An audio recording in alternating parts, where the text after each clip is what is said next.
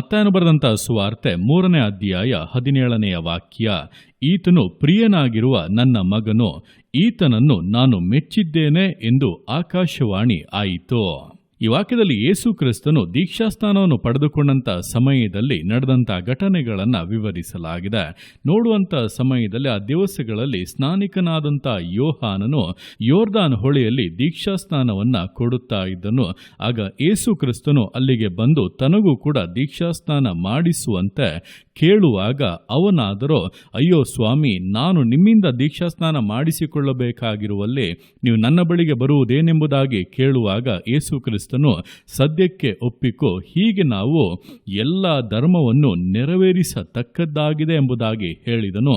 ಅದಕ್ಕೆ ಸ್ನಾನಿಕನಾದ ಯೋಹಾನನು ಒಪ್ಪಿ ಯೇಸುವಿಗೆ ದೀಕ್ಷಾಸ್ನಾನವನ್ನು ಕೊಟ್ಟಾಗ ಆಕಾಶವು ತೆರೆಯಲ್ಪಟ್ಟು ದೇವರಾತ್ಮನು ಪಾರಿವಾಳದ ಹಾಗೆ ಆತನ ಮೇಲೆ ಇಳಿದು ಬರುವುದನ್ನು ಕಂಡನು. ಅಷ್ಟು ಮಾತ್ರವಲ್ಲ, ಈತನು ಪ್ರಿಯನಾಗಿರುವ ನನ್ನ ಮಗನು, ಈತನನ್ನು ನಾನು ಮೆಚ್ಚಿದ್ದೇನೆ ಎಂಬಂತ ಆಕಾಶವಾಣಿ ಉಂಟಾಯಿತು. ಅಂದರೆ ಅಲ್ಲಿ ಗಮನಿಸುವಾಗ ಇದು ಮೊಟ್ಟ ಮೊದಲ ಬಾರಿಗೆ ಯೇಸು ಕ್ರಿಸ್ತನ ಕುರಿತಾಗಿ ಒಂದು ಆಕಾಶವಾಣಿ ಅಥವಾ ತಂದೆ ಮನುಷ್ಯರು ಕೇಳುವಂತೆ ಹೇಳುತ್ತಿರುವಂಥ ಒಂದು ಕಾರ್ಯವಾಗಿದೆ.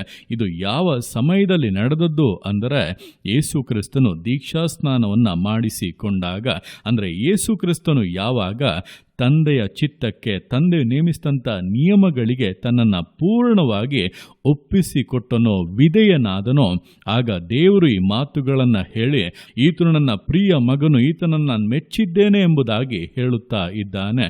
ಇದೇ ಪ್ರಕಾರವಾಗಿ ನಮ್ಮ ಜೀವಿತಗಳಲ್ಲಿ ಕೂಡ ನಾವು ಯಾವಾಗ ದೇವರಿಗೆ ವಿಧೇಯರಾಗುತ್ತೇವೋ, ಆತನು ಹೇಳುವಂಥ ಮಾತುಗಳಿಗೆ ಒಪ್ಪಿ ಅದಕ್ಕೆ ಪೂರ್ಣವಾಗಿ ಒಪ್ಪಿಸಿ ಕೊಡುತ್ತೇವೋ, ಅದನ್ನು ನೆರವೇರಿಸುತ್ತೇವೋ, ಆಗ ದೇವರ ಹೃದಯ ಸಂತೋಷ ಪಡುತ್ತದೆ. ಆತನು ನಮ್ಮ ವಿಷಯದಲ್ಲಿ ಕೂಡ ಹೇಳುತ್ತಾನೆ, ಇವನು ನನ್ನ ಪ್ರೀತಿಯ ಮಗನು, ಇವಳು ನನ್ನ ಪ್ರೀತಿಯ ಮಗಳು, ನಾನು ಇವರನ್ನು ಮೆಚ್ಚಿದ್ದೇನೆ ಎಂಬುದಾಗಿ. ಈ ಮಾತುಗಳನ್ನು ನಾವು ಕೇಳಬೇಕು, ಈ ಒಂದು ಅನುಭವವನ್ನು ನಾವು ಅನುಭವಿಸಬೇಕು. ನಮ್ಮ ಹೃದಯದಲ್ಲಿ ಆ ಒಂದು ಸಂತೋಷ ಉಕ್ಕಿ ಹರಿಯಬೇಕು. ಅಂತಹ ಒಂದು ಜೀವಿತವನ್ನು ನಾವು ಜೀವಿಸುವಾಗ ನಾವು ದೇವರಿಗೆ ಬಹಳ ಸಮೀಪಸ್ಥರಾಗುತ್ತೇವೆ.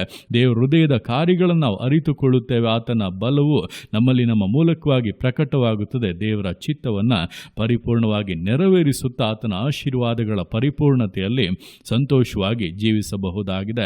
ಆದ್ದರಿಂದ ಈ ದಿವಸಗಳಲ್ಲಿ ದೇವರ ಚಿತ್ತ ಏನೆಂಬುದನ್ನು ಅರಿತು ಅದಕ್ಕೆ ಪೂರ್ಣವಾಗಿ ವಿಧೇಯರಾಗಿ ಸ್ವಲ್ಪವೂ ಕೂಡ ವಿಳಂಬ ಮಾಡದೆ ನಿಮ್ಮ ಜೀವಿತವನ್ನು ಒಪ್ಪಿಸಿಕೊಟ್ಟು ಕಾರ್ಯಗಳನ್ನು ಮಾಡುವಾಗ ನಿಶ್ಚಯವಾಗಿ ದೇವರು ನಿಮ್ಮಲ್ಲಿ ಸಂತೋಷ ಪಡುತ್ತಾರೆ. ಆತನ ಸಂತೋಷದ ಪ್ರತಿಫಲವನ್ನು ನಿಮ್ಮ ಜೀವಿತದಲ್ಲಿ ನೀವು ಅನುಭವಿಸುತ್ತೀರಾ ಎಂಬುದನ್ನು ಅರಿತು ದೇವರ ಕರಗಳಲ್ಲಿ ಸಮರ್ಪಿಸಿ ವಿಧೇಯತೆಯಿಂದ, ದೃಢತೆಯಿಂದ, ಸಮರ್ಪಣೆಯಿಂದ ವಿಶ್ವಾಸ ಜೀವಿತಗಳನ್ನು ಮುನ್ನಡೆಸೋಣ.